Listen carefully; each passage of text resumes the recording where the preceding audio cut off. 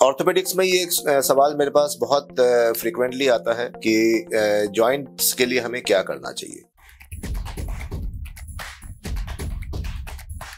नमस्कार, मैं doctor Indranil Haldar, senior orthopaedic and joint replacement surgeon, Ujala Cygnus bright star hospital Moradabad से। Orthopaedics में ये एक सवाल मेरे पास बहुत फ्रीक्वेंटली आता है कि जॉइंट्स के लिए हमें क्या करना चाहिए। हमारे जॉइंट्स जो बहुत प्रोन है डैमेज के, जो मोस्टली जो जॉइंट्स हैं, they are the hip joints, the knee joints and the shoulder joints.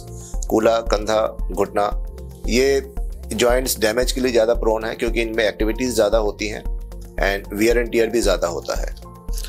हमें ये समझना पड़ेगा कि जब हम हमारे डेली एक्टिविटीज़ करते हैं तो हमारे जॉइंट पे जो स्ट्रेस होता है उसका मेन कारण क्या है।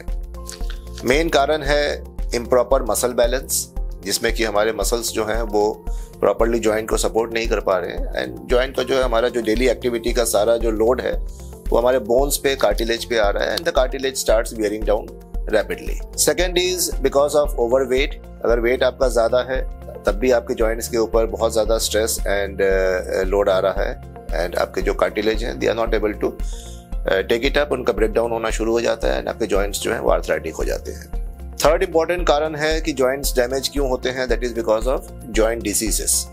तो जॉइंट डिसीजेस कई सारी ऐसी बीमारियां होती हैं, आर्थराइटिस, गठिया, रूमेटॉइड आर्थराइटिस या सोरियासिस, कई सारे ऐसे जॉइंट्स के डिसीजेस होती हैं, इन्फ्लेमेटरी डिसीजेस होती हैं जॉइंट्स के, जिसमें कि जॉइंट्स जो हैं वो रैपिडली डैमेज होने लगते हैं। तो अगर आप ऐसी कोई बीमारी है आपको तो आप मेडिसिन उसको टाइम से लेते रहें ताकि आपके जॉइंट्स में डैमेज कम हो।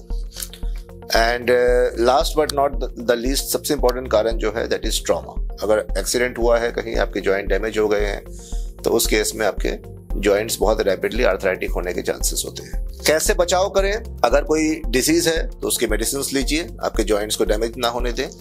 अगर डिजीज नहीं है, सिर्फ फिजियोलॉजिकल आप बचाव की बात करें तो नियमित तौर पे एक्सरसाइज करना बहुत आवश्यक है। पोस्चर का सही मेंटेन करना बहुत ज़रूरी है। कई ऐसे पोस्चर्स हैं जिनमें कि जॉइंट्स के ऊपर स्ट्रेस बहुत बढ़ जाता है and joint damage rapidly progress होने लगता है। Squatting, cross leg sitting, These are the two important things जो आपके हिप और नी जॉइंट्स को बहुत अफेक्ट करते हैं। एक टाइम था जब ये कहते थे कि रनिंग करें, जॉगिंग करें, आपके जॉइंट्स के लिए बहुत अच्छा है, but now the current concept is that running and jogging में जो है आपके जॉइंट्स ज़्यादा खराब होते हैं। सो ब्रिस्क वॉकिंग करिए, उसमें कोई तेज चलना करें डेली, कोई दिक्कत नहीं है उसमें। स्विमिंग करें, ब्रिस्क वॉकिंग करें, that is good for your normal physical health and as well as your joints. Running, jogging, treadmill पे अगर आप करते हैं या वैसे भी आप रनिंग जॉगिंग करते हैं तो उसको थोड़ा सा अवॉइड करें।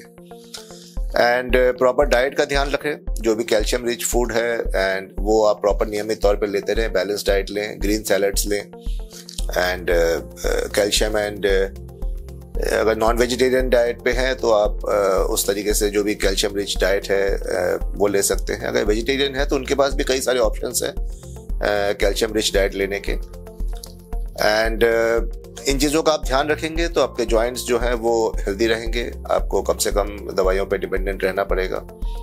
And exercise is the most important factor, जो बॉटम लाइन है, जो अंडरलाइंग फैक्टर है। तो एक्सरसाइज करते रहें, प्रॉपर बैलेंस्ड डाइट पे रहें। अगर कोई जॉइंट डिसीज से रिलेटेड पैथोलॉजी है तो उसको करेक्ट करें।